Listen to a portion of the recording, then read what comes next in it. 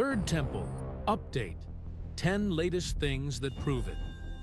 For 2,000 years, the Third Temple existed in one place, prophecy. But something has changed, and it has changed faster than most people realize. Because the 10 things I'm about to show you are not theological speculation. And preparation number 7 is the one that should stop every person watching this. Preparation. Number 1. The sacred vessels. We're standing inside the Temple Institute's exhibition hall in the Jewish quarter of Jerusalem's Old City. Behind glass cases, but ready for removal at any time, are the objects that will furnish the Third Temple. Not replicas, not museum pieces, not symbolic displays for tourists. Functional sacred vessels built to exact biblical specifications from original source materials: gold, copper, silver, wood, for one purpose: use in the service of the Third Temple.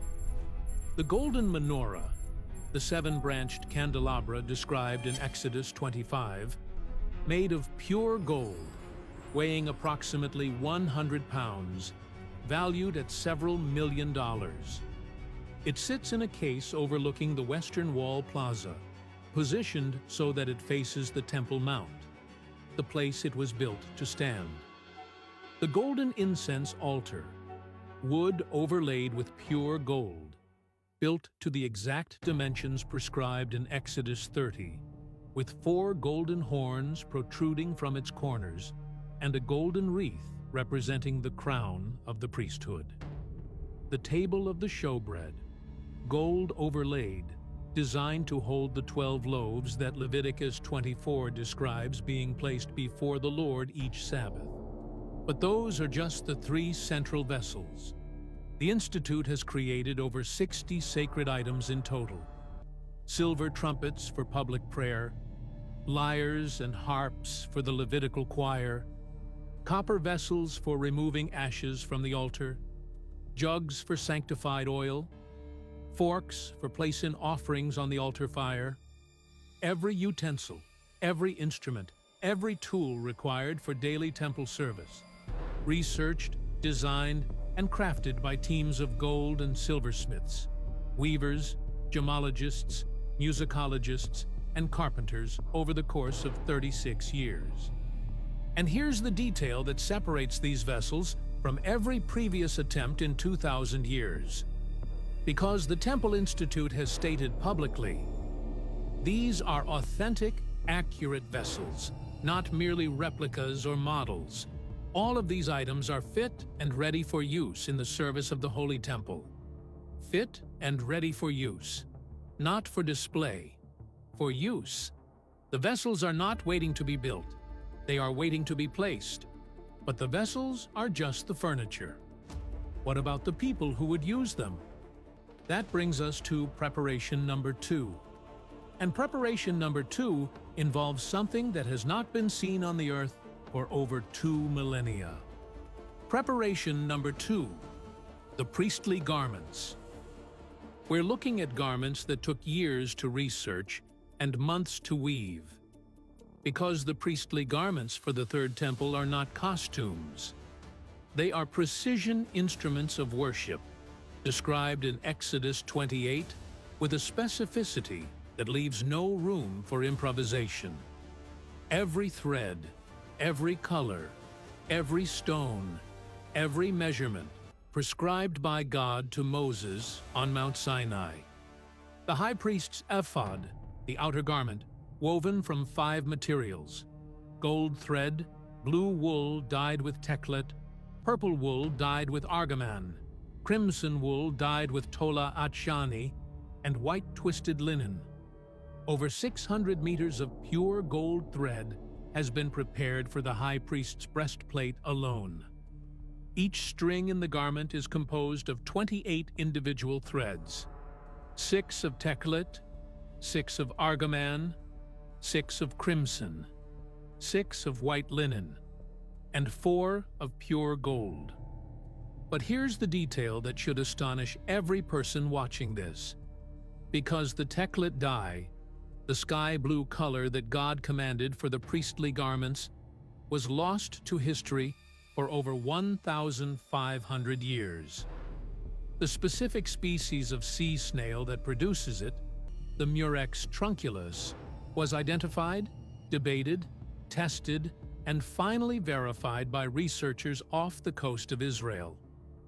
A dye that vanished from human knowledge for 15 centuries, recovered from the Mediterranean Sea, processed according to ancient methods, and woven into garments that are hanging in Jerusalem right now, waiting for the temple they were made for. The breastplate, the Hoshan, containing 12 precious stones, each engraved with the name of one tribe of Israel. The golden crown, the sitz, inscribed with the words, "Holy to the Lord," in ancient Hebrew script, to be worn on the high priest's forehead. Garments for the regular priests, white linen tunics, sashes, turbans, also completed. Not one garment missing. Every piece required by Exodus 28 and 29 finished. But here's the question that's keeping religious leaders awake at night. Because according to biblical law, only one man can serve as high priest at a time.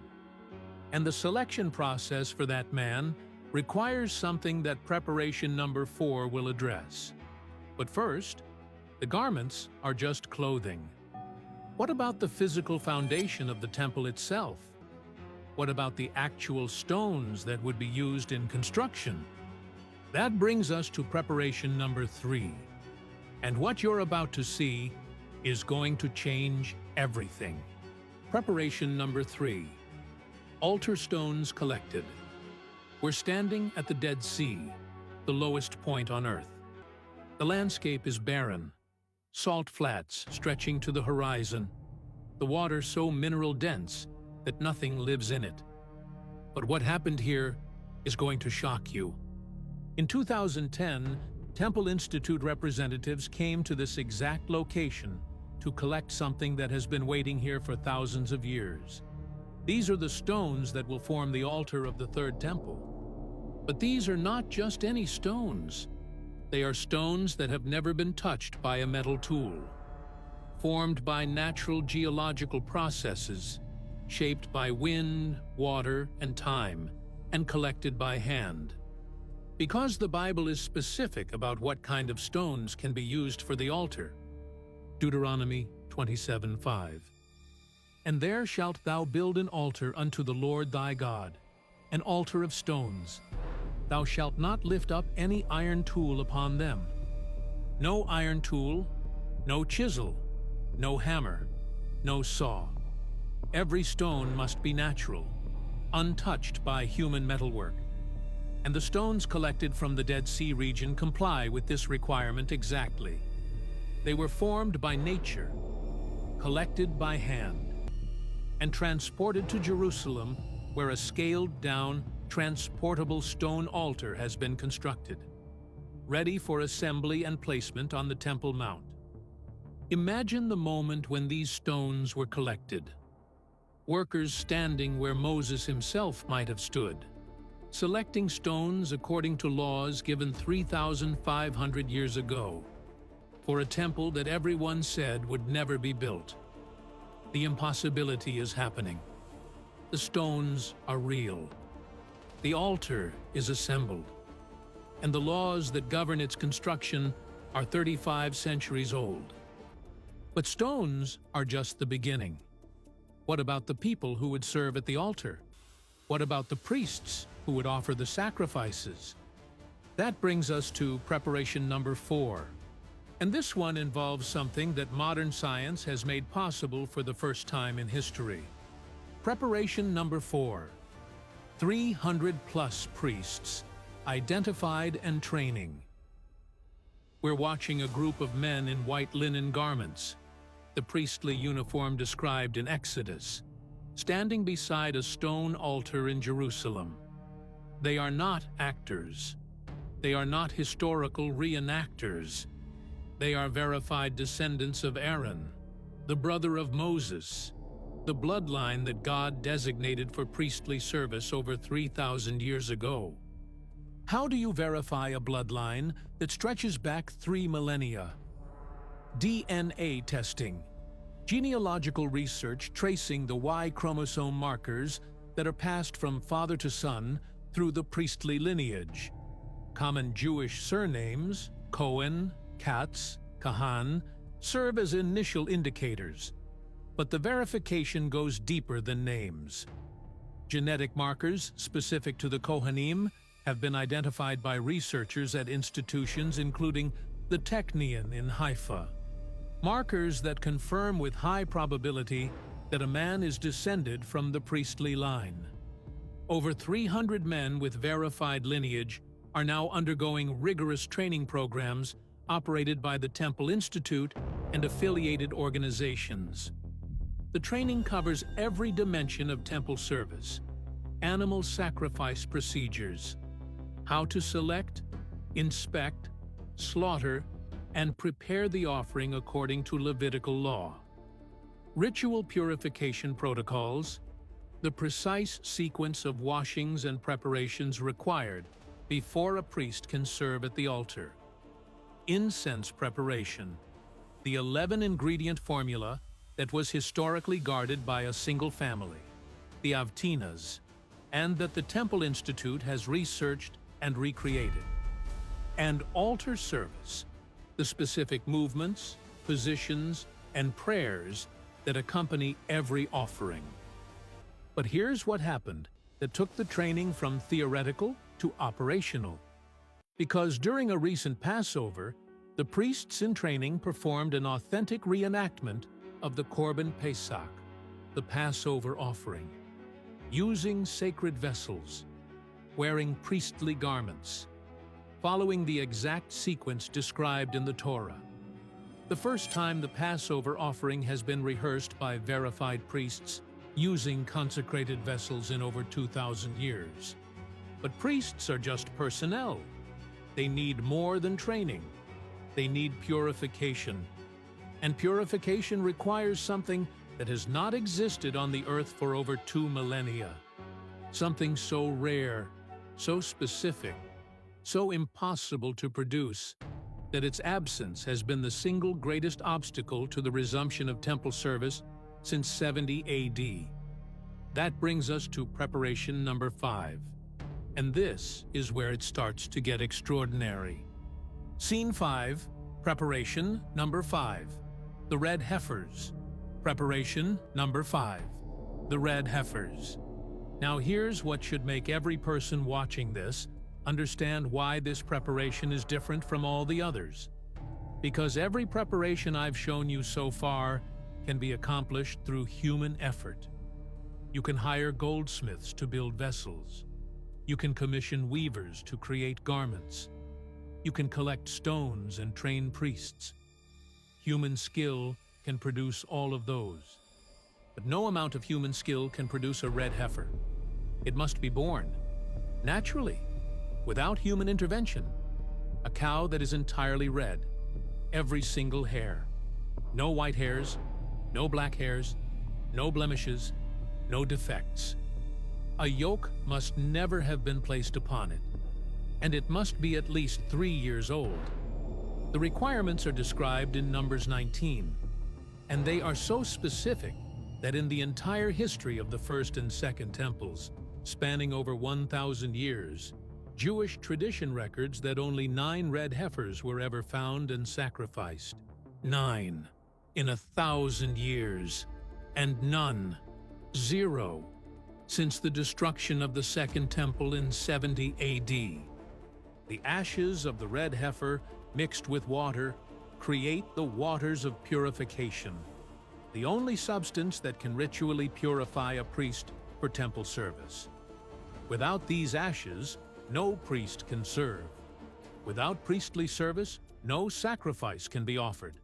Without sacrifice, the temple is a building without a function. The red heifer is not an accessory, it is the key. And for 2,000 years, the key has been missing. Until 2022, when 5 red heifers, born on a ranch in Texas, were flown across the Atlantic Ocean to the land of Israel by an organization called Bonei Israel, in cooperation with the Temple Institute.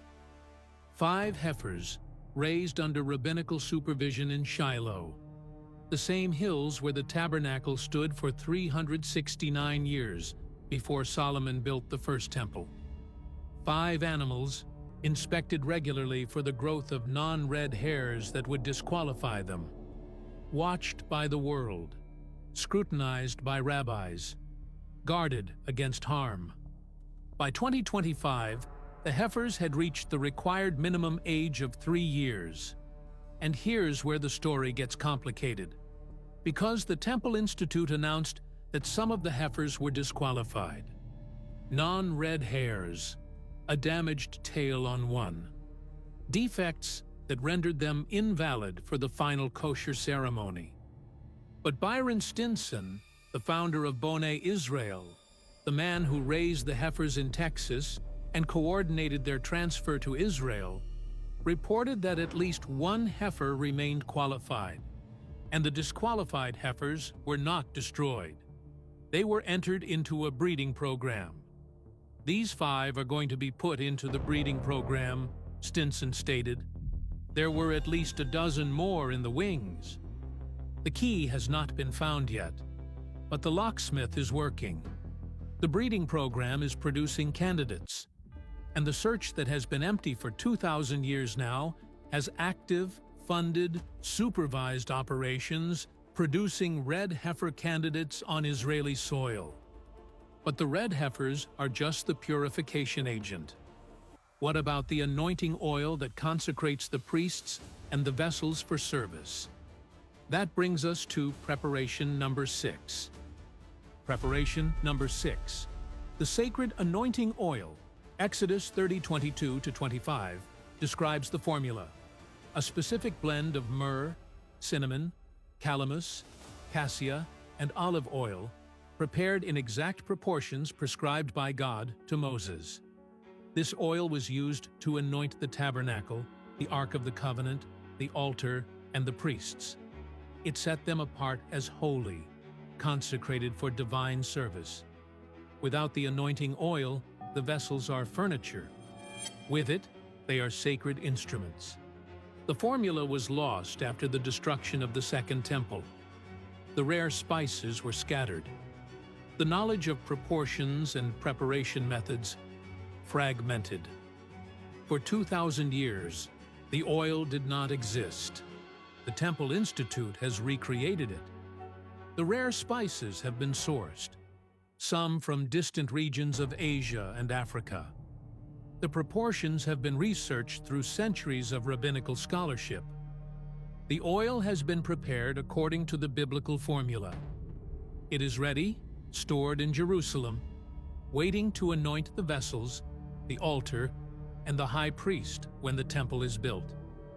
But the anointing oil is just preparation number 6. And preparation number 7 is the one I told you about at the beginning of this video. The one that had not happened anywhere on the soil of Israel for over 2,000 years. What you're about to see is going to change how you understand every preparation that came before it. Preparation number 7. The red heifer ceremony, rehearsed for the first time in over 2,000 years. We're standing in the hills of Samaria, July 1st, 2025. The sun is low. A priest in linen garments, a verified descendant of Aaron, is standing beside a red heifer on a wooden pyre. Around him, a small group of observers, religious authorities, researchers, cameramen documenting what is about to happen. The priest lights the fire, the heifer burns, the ashes are collected, and for the first time since before the destruction of Jerusalem by the Romans in 70 AD, over 2,000 years, a priest has performed the red heifer ceremony on the soil of Israel. Now here's what I need to say carefully. Because the Temple Institute later clarified that this ceremony was a practice exercise, not the final kosher ceremony. The heifer used was deliberately imperfect. Its tail was damaged. It had a defect. The priestly garments worn during the ceremony were not consecrated. The Temple Institute stated explicitly that ashes of the red heifer that are not made on the Mount of Olives while facing the site of the Holy Temple are completely invalid. The ceremony did not take place on the Mount of Olives.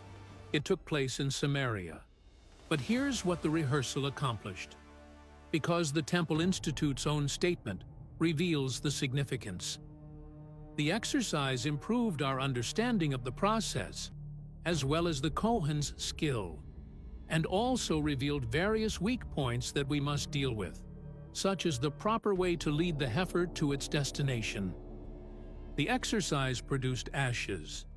The ashes were retained. The process was tested. The priest's skill was developed. The weak points were identified. And the ceremony that has not been performed on Israeli soil since before Christ was born, was rehearsed. Logistics confirmed. The sequence validated. The ancient ritual proven to be performable by modern priests using modern materials on ancient land. The last time a priest burned a red heifer in the land of Israel, the Second Temple was still standing. Caesar was ruling Rome. The Apostle Paul had not yet written his letters. And a priest in July 2025, wearing garments woven from the same materials, following the same commands given in Numbers 19, standing on the same soil, performed the ceremony again. 2,000 years collapsed into a single flame on a hillside in Samaria. But the rehearsal is just a practice. What about the architectural plans for the building itself? That brings us to preparation number 8. Preparation number 8. The architectural plans are drawn, the scale model is built, and the Temple Institute says they can begin construction today. A 1:50 scale model of the Third Temple has been created and is on display at a visitor center in Jerusalem that opened its doors in 2025. The model depicts a square building, 150 meters long, 150 meters wide, of varying heights. A structure that would be visible throughout the city of Jerusalem. Every detail rendered, every chamber proportioned, every entrance, courtyard, and inner sanctuary positioned according to biblical and rabbinical specifications. But the model is just the physical representation. Behind it are detailed architectural blueprints, the kind of plans you would submit to a municipal building authority for a construction permit. Digital 3D renderings and animations have been produced, showing the temple from every angle, interior and exterior, ground level and aerial view. Infrastructure plans include road access, electrification, tram routes, and visitor accommodation for the millions of pilgrims the temple would attract. And here's the statement from the Temple Institute that should make every person watching this sit up, because they are not speaking theoretically. If we want, we can build the Third Temple today. Today. Not someday when conditions are right, not when the Messiah comes. Today. The plans are drawn, the model is built, the vessels are ready, the priests are trained, the garments are woven, the altar is assembled, the oil is prepared, the ceremony has been rehearsed. And the organization that has spent 36 years building all of it says, the obstacle is not readiness. It is permission. A building permit from the Jerusalem municipality. A political decision, not a logistical one. But architectural plans are just blueprints on paper. What about the political environment that would allow construction to begin? That brings us to preparation number 9. And this one involves something that no previous generation has ever had. Preparation number 9. Political support from the most powerful offices on Earth. Now here's what makes the current political moment different from any previous generation in the 2,000-year gap. Because for the first time in modern history, key figures in the United States government are publicly stated advocates for the rebuilding of the Third Temple. Not privately, not in whispered conversations at prayer breakfasts, publicly, on camera, in positions of power that can shape policy. Secretary of Defense Pete Hegseth, appointed by President Trump in early 2025, has been vocal for years about his Christian faith and his unwavering support for the re-establishment of the Jewish temple in Jerusalem. Hegseth has spoken openly about his belief that the Temple Mount is the rightful site of Jewish worship, and that the temple's reconstruction is both a biblical imperative and a historical correction. He has visited the Temple Institute in Jerusalem, he has met with advocates for the temple's construction, and he has framed the issue not as a fringe religious cause, but as a matter of religious freedom and historical justice. This is not a commentator with a podcast. This is the man who controls the most powerful military on Earth. The same military currently operating in the Middle East. The same military that conducted Operation Epic Fury. The same military enforcing the Strait of Hormuz blockade. A Secretary of Defense who publicly supports the Third Temple, serving a president who has described himself as the most pro-Israel president in American history.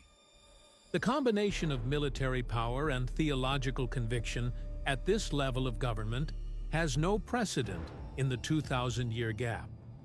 But Hegseth is just the most visible figure. Reports have emerged of direct communications between Israeli religious and civil leaders and President Trump regarding assistance in establishing and legitimizing Israel's right to worship on the Temple Mount. The specific content of those communications has not been fully disclosed, but the fact that the conversation is happening between the Israeli religious establishment and the American presidency is itself a development that no previous generation witnessed. No American president before Trump maintained this level of direct engagement with the religious dimension of the Temple Mount question. But the American political support is just the international dimension. Inside Israel, the political environment is shifting in ways that would have been unthinkable a decade ago. Israeli officials and religious leaders have increased their visits to the Temple Mount, not secretly, but publicly, with media coverage and political statements. National Security Minister Itamar Ben-Gvir has visited the Temple Mount multiple times, each visit a deliberate assertion of Jewish sovereignty over the site.